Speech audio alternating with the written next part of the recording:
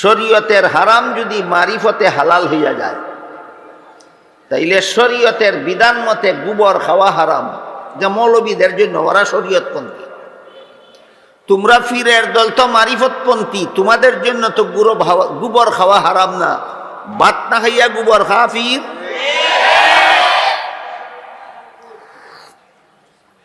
বলদের পেশাব পান করা শরীয়তে হারাম, যে মৌলবীদের জন্য হারাম, ওরা শরীয়তপন্থী। তোরা যারা মারিফতপন্থী তোদের জন্য তো শরীয়তের হারাম হারাম থাকে না।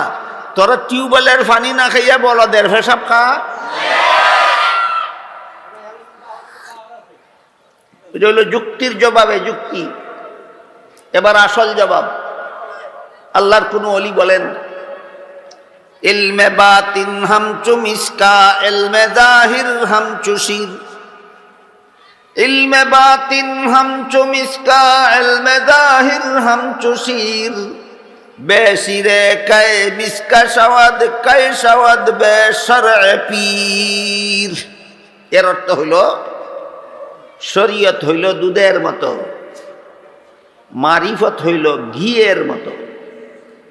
যেমন ভাবে দুধের মধ্যে মেহনত করলেই ঘি পাওয়া যায়, তেমনি ভাবে কষ্ট করে শরীয়তের বিধান পালন করলেই মারিফত হাসিল করা যায়। সত্যের পথ অবলম্বন করুন। KH Islamic media. হাদিস শরীফে রাসূল করিম সাল্লাল্লাহু আলাইহি ওয়াসাল্লাম বলেছেন, পুরুষের পক্ষ থেকে নারীদেরকে অন্যায়ভাবে উপভোগ করার পদ্ধতি সর্বমোট 6টা। কয়টা পদ্ধতি? 6টা পদ্ধতি। 1 নম্বর পদ্ধতি হলো দেখে দেখে উপভোগ করা। এটা কোনো পর্দানিসীন নারীর পক্ষে সম্ভব নয়। নারী যতক্ষণ পর্যন্ত পর্দার আড়ালে থাকে ততক্ষণ পর্যন্ত বেগানা পুরুষ তাকে চোখের দ্বারা উপভোগের সুযোগই হয় না।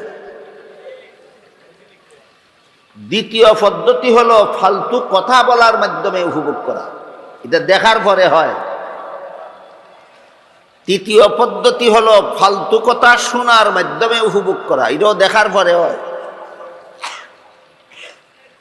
চতুর্থ পদ্ধতি হলো শোয়ার মাধ্যমে উপভোগ করা, এটাও দেখা সাক্ষাতের পরে হয়। পঞ্চম পদ্ধতি হলো নির্জন বাস। একটা পুরুষ একটা নারীকে নিয়ে নির্জনে চলে গেল, যেখানে কোনো মানুষে না দেখে, এটাও দেখা সাক্ষাতের পরে হয়। ষষ্ঠ পদ্ধতি হলো পশু হাইওয়ান জানোয়ারের মতো বিয়া সারাই মিলনের মাধ্যমে উপভোগ করা। এটা কত নম্বর? 6 নম্বর পদ্ধতি। এই সবগুলি বেপরদা অবস্থায় দেখা সাক্ষাতের পরে হয়, আগে হয় না। এই জন্য আল্লাহ কোরআনে বলেছেন, কুল্লিল মুমিনিনা ইয়াগুদ্দু মিন আবসারিহিম ওয়া ইয়াহফাযু ফুরুজাহুম। এই আয়াতের মর্ম হইল ইমানদার পুরুষরা যেন ভিন্ন নারীকে চোখের দ্বারা দেখে দেখে উপভোগের পথ বন্ধ করে, তাহলে বাকি 5 প্রকারের উপভোগের রাস্তা এমনিতেই বন্ধ হয়ে যাবে।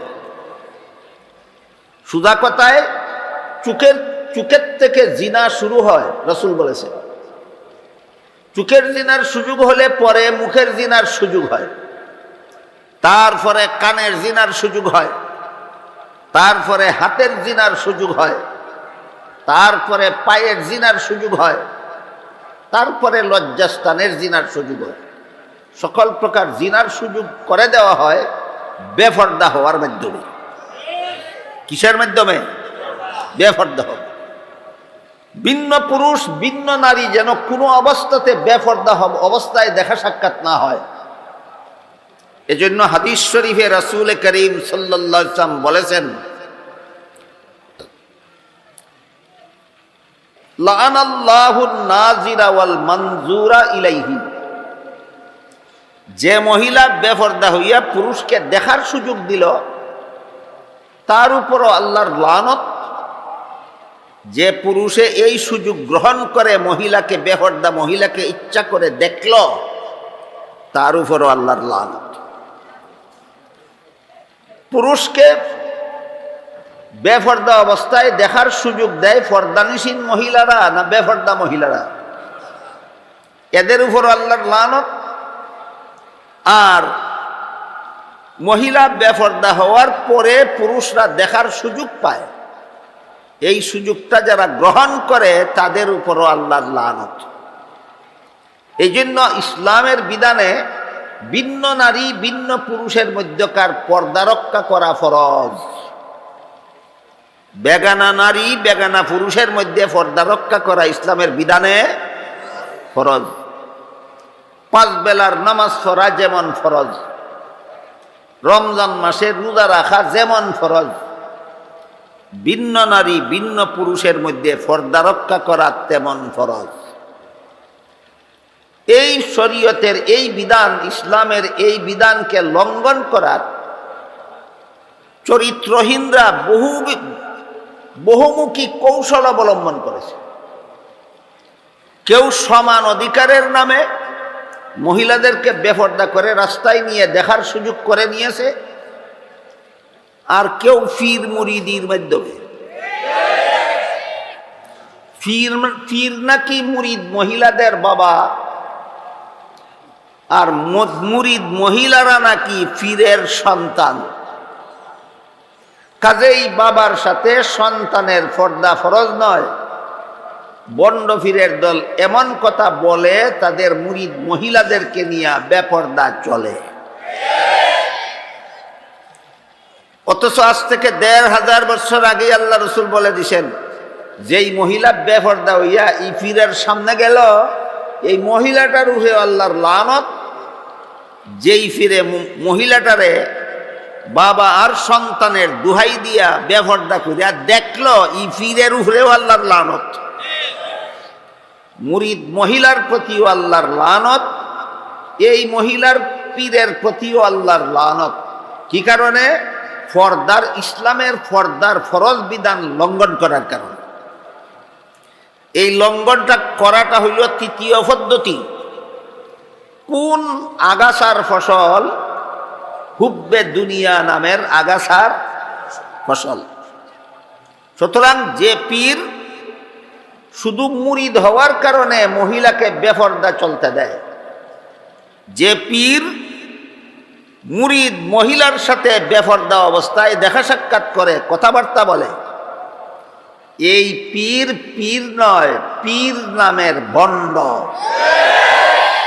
এই সমস্ত ভণ্ডদের কাছে কোনো পুরুষ মুরিদ হলে, এই সমস্ত ভণ্ডদের কাছে কোনো মহিলা মুরিদ হলে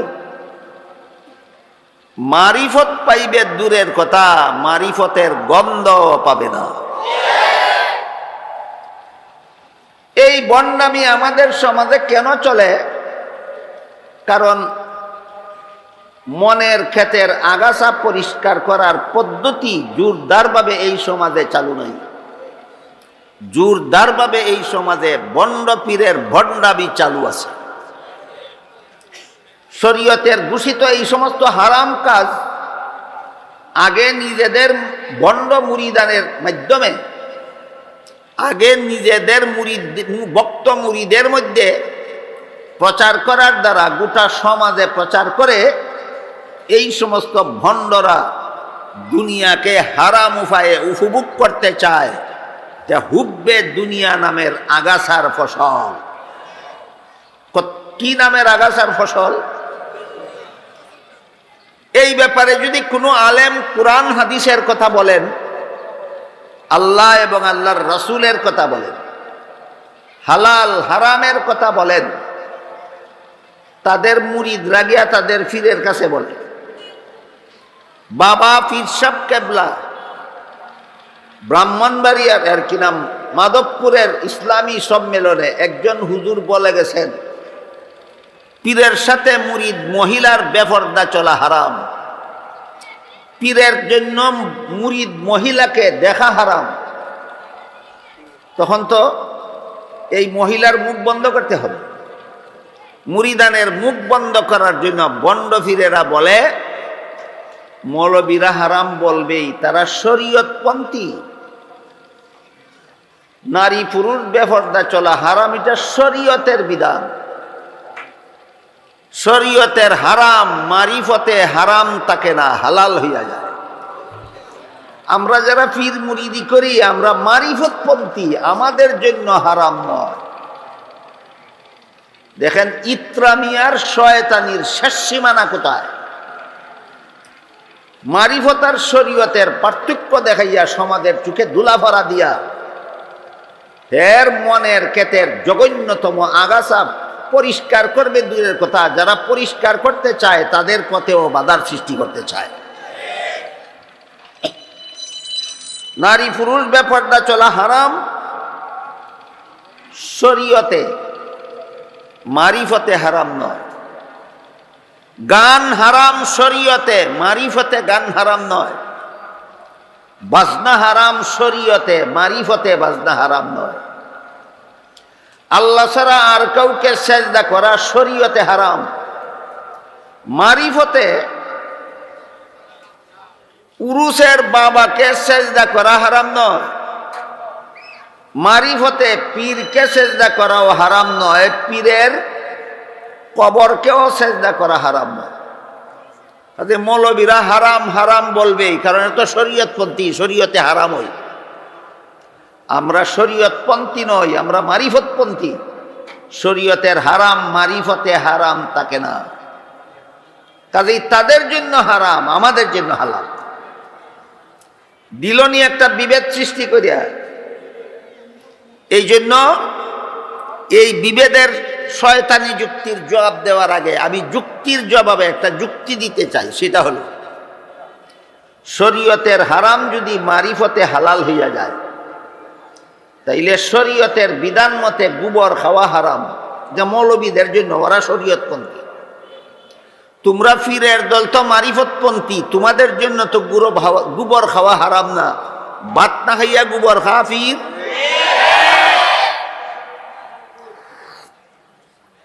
বলদের পেশাব পান করা শরীয়তে হারাম, যে মৌলবীদের জন্য হারাম, ওরা শরীয়তপন্থী। তোরা যারা মারিফতপন্থী, তোদের জন্য তো শরীয়তের হারাম হারাম থাকে না। তোরা টিউবওয়েলের পানি না খাইয়া বলদের পেশাব খা। এটা হলো যুক্তির জবাবে যুক্তি। এবার আসল জবাব। আল্লাহর কোন ওলি বলেন, ইলমে বাতিন হামচু মিসকা, ইলমে জাহির হামচু শির। ইলমে বাতিন হামচু মিসকা, ইলমে জাহির হামচু শির। বেশিরে কায়ে মিসকা শাওয়াদ, কায়ে শাওয়াদ বেশরএ পীর। এর অর্থ হইল, শরীয়ত হইল দুধের মতো, মারিফত হইল ঘিয়ের মতো। যেমন ভাবে দুধের মধ্যে মেহনত করলেই ঘি পাওয়া যায়, তেমনি ভাবে কষ্ট করে শরীয়তের বিধান পালন করলেই মারিফত হাসিল করা যায়। শরীয়তের মধ্যে মেহনত করলে মারিফত হাসিল হয়, শরীয়তের মেহনত করে শরীয়তের বিধান পালন করলে। শরীয়তের বিধান পালনে কিছুটা কষ্ট আছে, এই কষ্ট স্বীকার করলে তার মারিফত। বন্ড পীরেরা বুঝাতে চায় শরীয়ত বড় কঠিন জিনিস, গানের মতো হারাম কাজ করা যাবে না, বাজনার মতো হারাম কাজ করা যাবে না, বেপরদার মতো হারাম চাল চলন চলা যাবে না, গায়রুল্লাহকে সেজদা করার মতো কুফুরি কাজ করা যাবে না। এগুলি শরীয়তের বিধান, শরীয়তটা কঠিন। মারিফতের বিধানে এই হারামগুলি হারাম থাকে না, সুতরাং মারিফতটা হইল সহজ। শয়তানে উল্টা বুঝাইছে, শরীয়তের তুলনায় মারিফত শতগুণ বেশি কঠিন। বন্ডরা বুঝায় শরীয়ত কঠিন, মারিফত সহজ। বাস্তবে শরীয়ত সহজ, মারিফত শতগুণ বেশি কঠিন। শরীয়তে কি কয়? বাস্তবে শরীয়ত কঠিন না মারিফত কঠিন? দু একটা উদাহরণ বুঝলে আপনারা বুঝবেন শরীয়ত কঠিন না মারিফত কঠিন।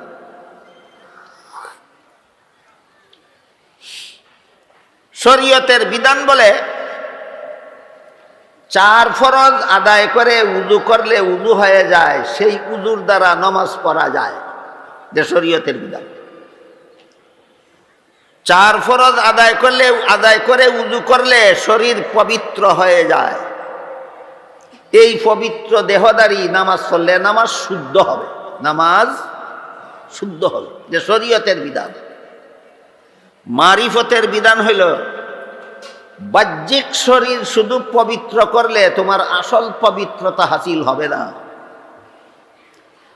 উযুর দ্বারা শরীর পবিত্র করো, সাথে সাথে উযু শেষ হওয়ার আগে আগে তওবার দ্বারা মনকে গুনাহ থেকে পবিত্র করো, তখন তোমার উযু শুদ্ধ হইল। শরীয়তে শুধু শরীর পবিত্র করলেই উযু শুদ্ধ হয়, মারিফতে অন্তর পবিত্র না করা পর্যন্ত উযুও শুদ্ধ হয় না, নামাজও শুদ্ধ হয় না। এই কারণে উযু শেষ করার পরে শরীয়তের বিধানে যে দোয়াটা আছে, দোয়াটা হইল আল্লাহুম্মা জাআলনি মিনাত তাওয়াবিন ওয়া জাআলনি মিনাল মুতাতাহহিরিন। এর অর্থ হইল, হে আল্লাহ, আমি যে উযুটা করলাম এর মাধ্যমে আমাকে তওবাকারীদের অন্তর্ভুক্ত করে নাও। আর হাদিস শরীফে আল্লাহর রাসূল বলেছেন, আত-তাইবু মিনাজ যামবি কামাল্লা যামবা লাহু। তওবাকারীর তওবার দ্বারা সে গুনাহমুক্ত হয়ে যায়। গুনাহমুক্তির দোয়া উযুর পরে কেন? মারিফতের উযু হাসিল করার জন্য। বুঝতে পারলেন? উযুর পরে গুনাহমুক্তির দোয়া কেন? উযুর পরে গুনাহমুক্তির দোয়া এই কথা শিক্ষা দেওয়ার জন্য। তুমি 4 ফরজ আদায় করছো, শরীয়তি উযু হইছে, তোমার শরীর পবিত্র হইছে, এখনো মন পবিত্র হইছে না। উযু শেষ করার আগে আগে তোমার মন পবিত্র করো, তাহলে তোমার আত্মা পবিত্র হবে। এই পবিত্র উযুর দ্বারা তোমার নামাজ হবে পবিত্র। বলেন 4 ফরজ আদায় কইরা শরীর পবিত্র করা কঠিন, না সকল গুনাহ থেকে তওবা কইরা আত্মা পবিত্র করা কঠিন? তাহলে শরীয়ত আর মারিফতের মধ্যে কঠিন কোনটা, সহজ কোনটা? শরীয়ত সহজ, মারিফত 1000 গুণে বেশি কঠিন। শরীয়ত সহজ, মারিফত 1000 গুণে বেশি কঠিন। এরপরে আসেন নামাজে। শরীয়তের বিধান মতে নামাজের 13 ফরজ আদায় করলে,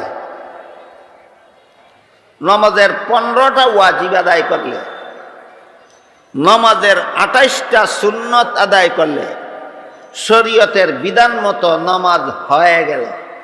শরীয়তের বিধান মতো নামাজ হয়ে গেল। মারিফতে বলে তোমার নামাজের খুলস সংশোধন হইল, নামাজের আত্মা সংশোধন হইল না। এ মর্মে আল্লাহ কোরআনে বলেন, কাদ আফলাহাল মুমিনুন আল্লাযীনা হুম ফি সালাতিহিম খাশিউন।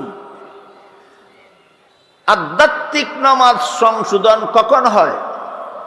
যখন নামাজি নামাজ শুরু করার থেকে নিয়ে সালাম ফিরানি পর্যন্ত আল্লাহর ধ্যানে মগ্ন থাকতে পারে, তখন তার আধ্যাত্মিক নামাজ শুদ্ধ হয়। আপনারা যারা যারা নামাজ পড়েন, আমার একটু দয়া করে বলবেন। কেউ যদি বলতে আবার লজ্জাবোধ করেন, এই জন্য আমি আমারটা আগে বলি।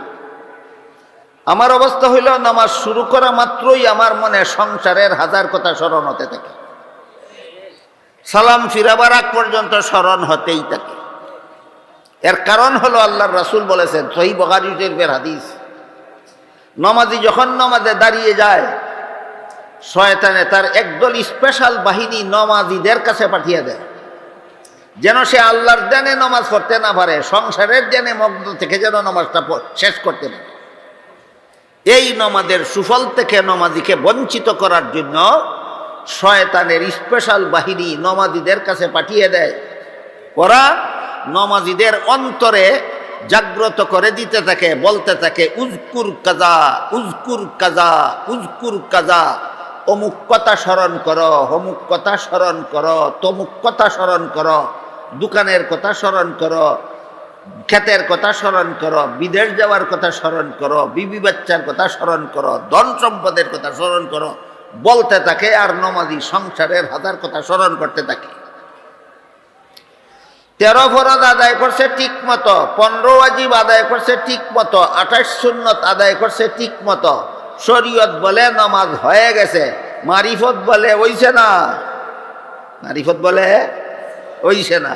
তো মারিফতের বিধান মতো নামাজ ওইব কোন সময়?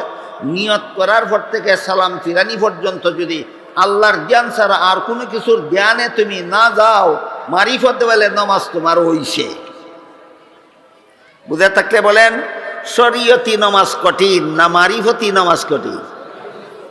হে যদি নমাজের ওই দাঁড়ে না মারিফতের দুয়াই দিয়া, মারিফতি নমাজ তার কপাল জুটব নাকি কোনোদিন? সুতরাং মারিফতের দুহাই দিয়া যারা বলে শরীয়তের হারাম, মারিফতে হারাম থাকে না, এইগুলি পীরা কি নয়, ভণ্ডামি ছাড়া আর কিছু নয়। এরপরে শরীয়তের বিধান হলো, কেউ যদি আপনাকে কোনো আঘাত করে, আপনার ধন সম্পদের কোনো ক্ষতি করে, আপনি তার কাছ থেকে সমপরিমাণ ক্ষতিপূরণ আদায় করার অধিকার রাখে। কেউ যদি আপনার কোনো ক্ষতি করে, তার কাছ থেকে ক্ষতিপূরণ আদায় করার অধিকার রাখেন। শরীয়তের বিধান হলো, কেউ যদি আপনাকে আঘাত করে, আপনি বিচারের মাধ্যমে সেই সমপরিমাণ আঘাতের প্রতিশোধ নিতে পারেন, সমপরিমাণ আঘাতের প্রতিশোধ নিতে পারেন, যে শরীয়তের বিধান। মারিফতে কি কয় জানেন?